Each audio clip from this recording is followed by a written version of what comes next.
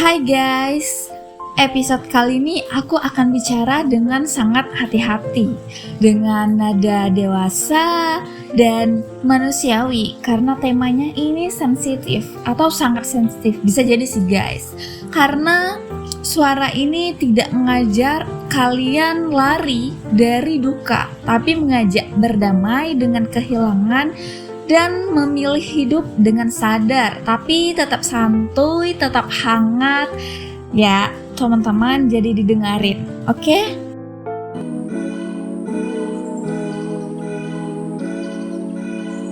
Halo semuanya, selamat datang kembali di Audio Kehidupan. Episode kali ini kita akan bicara tentang satu pertanyaan yang sering hanya berani muncul di kepala aja, tapi jarang banget berani kita ucapkan guys. Kalau orang tua meninggal, boleh nggak aku tidak tenggelam terlalu lama dalam kesedihan? Nah, itu pertanyaan yang akan kita bahas. Mohon maaf kalau ada kata-kata yang mungkin bikin sedih, yang mungkin bikin tergores gitu. Aku nggak ada niat sama sekali melukai orang-orang. Aku juga nggak ada niat melukai hatiku. Aku hanya seorang anak biasa, aku anak perempuan pertama yang berusaha kuat banget dalam hidupku sehari-hari ini. Ini tema untuk kita belajar sama-sama ya guys. Jadi dengerin dan ambil hal positifnya. Kemudian muncul lagi pertanyaan-pertanyaan seperti, bolehkah aku memilih hidup yang berbeda? Bolehkah aku menjual rumah kenangan itu? Bolehkah aku hidup lebih sederhana lagi?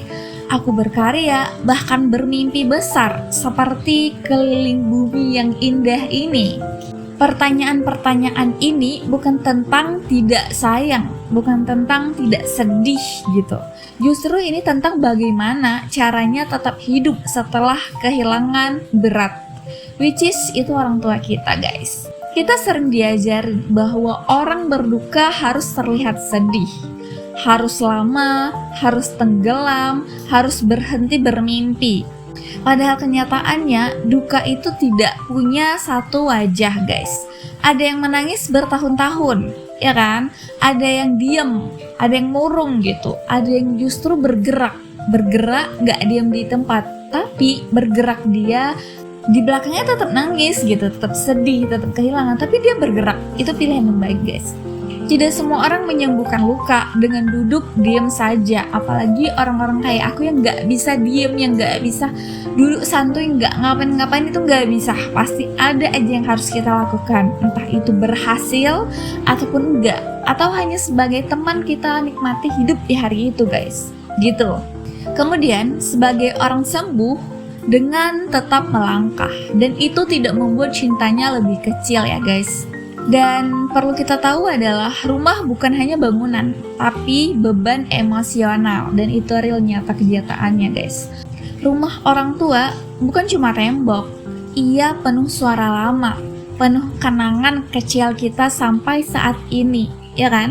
Penuh kehangatan, penuh seharusnya. Ada orang yang kuat tinggal di sana, ada juga yang setiap hari harus berhadapan dengan kehilangan yang belum sembuh itu, rasa sedih yang belum bangkit itu.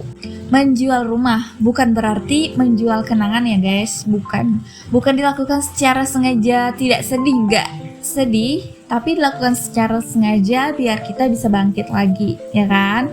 Kenangan tidak tinggal di dinding, ia tinggal di tubuh. Ada di ingatan kita dengan sangat jelas, karena yang kita kehilangan kan orang tua, orang yang kita cintai, ya kan? Di cara kita hidup. Kadang justru dengan melepaskan bangunan kita memberi ruang. Untuk apa? Untuk bernapas lebih lega lagi guys.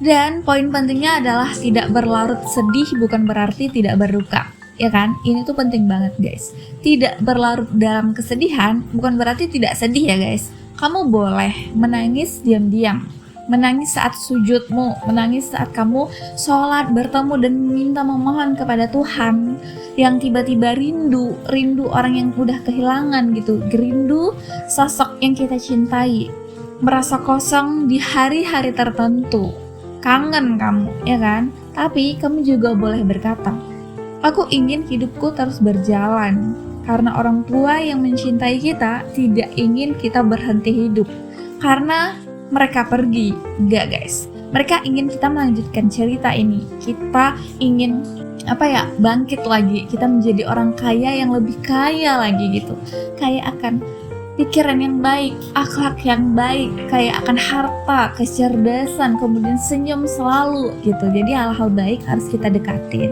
ya kan? Lalu guys, hidup sederhana sebagai makhluk kesadaran, bukan kemunduran. Hidup lebih sederhana itu bukan berarti kita hidup lebih kecil. Ya, justru seringkali hidup sederhana itu hidup yang lebih jujur, yang lebih tenang, biar nggak banyak yang harus ditimbang, nggak banyak yang harus dihisap kelak gitu.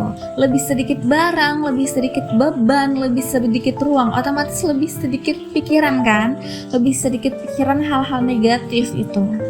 Jadi kita pilih ruang aja, ruang yang baik, ruang untuk berkarya, ruang untuk bernapas dengan lega, dan ruang untuk mengenal diri kita sendiri. Dan dari ruang itulah karya bagus, karya seni itu terlahir guys. Dan itu adalah ruang yang menghasilkan karya, ya kan? Jadi karya tuh lebih sering lahir dari ruang-ruang yang tenang, ruang untuk kita berkarya gitu guys. Banyak orang berpikir berkarya itu harus dari kebahagiaan, padahal tidak guys. Padahal seringkali karya terbaik lahir dari kehilangan.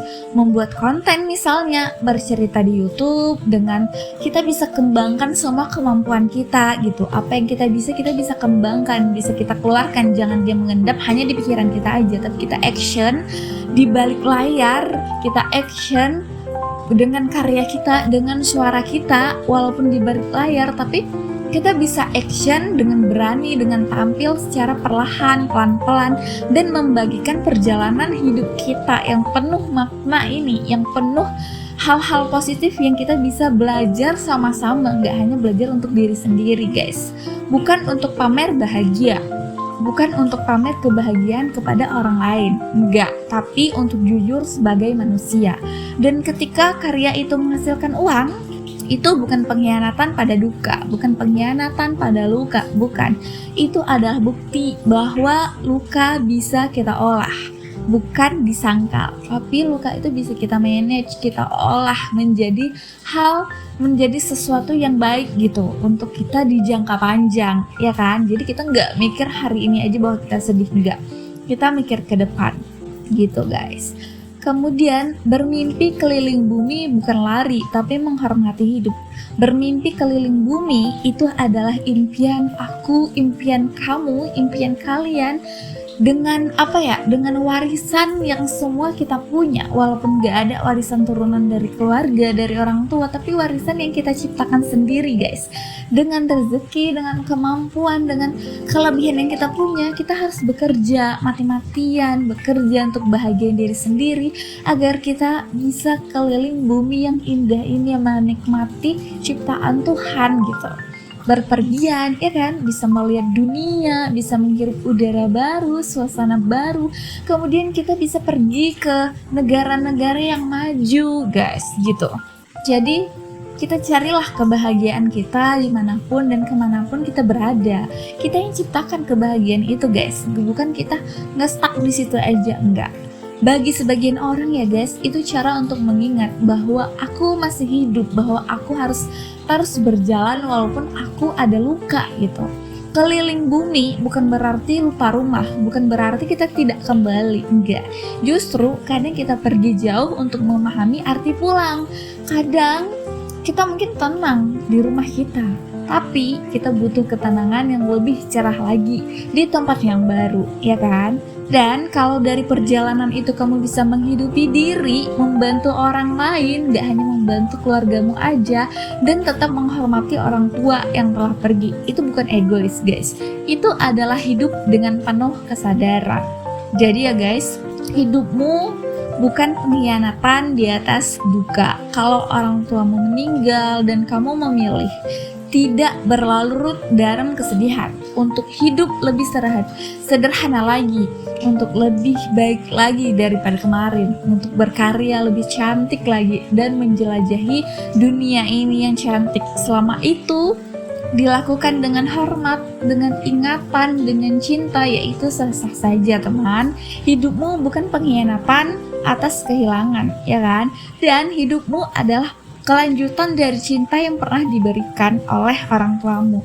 Jadi kalau kamu sudah kehilangan orang tua, atau kita yang belum kehilangan tapi suatu hari nanti bakal kehilangan, bukan mendoakan ya guys, tapi dari sekarang kita belajar. Kalau suatu hari nanti kita kehilangan, kita tahu obat yang mana harus kita lakukan. Sedih tentu, kecewa tentu, kehilangan tentu, menangis tentu, tapi kita jangan stuck di situ aja. Tapi kita belajar untuk belajar lebih baik lagi, belajar mencintai kita dan keluarga kita lagi, dengan adik-adik atau abang kakak kamu lagi gitu. Jadi jangan berlarut-larut dalam kesedihan, kita bangkit lagi sama-sama. Dan kita selalu berdoa, kita selalu minta kepada Tuhan, kepada Allah yang Maha Esa, bahwa Allah juga pasti mendukung kita setiap kita mengingat dan melakukan hal-hal baik gitu. Jadi kalau kamu lagi bersedih sekarang, kalau kamu lagi ada di suasana yang duka, suasana yang sedih, aku harap kamu jangan berlama-lama, aku harap kamu bisa bangkit lagi, aku harap kamu bisa tersenyum lagi. Kita berkarya sama-sama, kita bekerja sama-sama, kita bekerja dengan baik, kita bekerja dengan sinergi, dengan tenang. Semoga hidup kita tuh semuanya lancar, kemudian kita juga dilindungi. Jadi apapun hal baik dari suara hari ini tolong diambil ya guys. Dan doaku untuk kalian semoga sehat selalu guys. Dan terima kasih kalau kamu sudah mengeklik audio kehidupan ini dan mendengar sampai habis. Semoga kita semua diberi keberanian untuk berduka dengan cara kita sendiri dan tetap memilih hidup. Sampai bertemu di cerita berikutnya ya guys. Dadah, salam hangat dari aku. Jangan lupa untuk senyum di hari ini.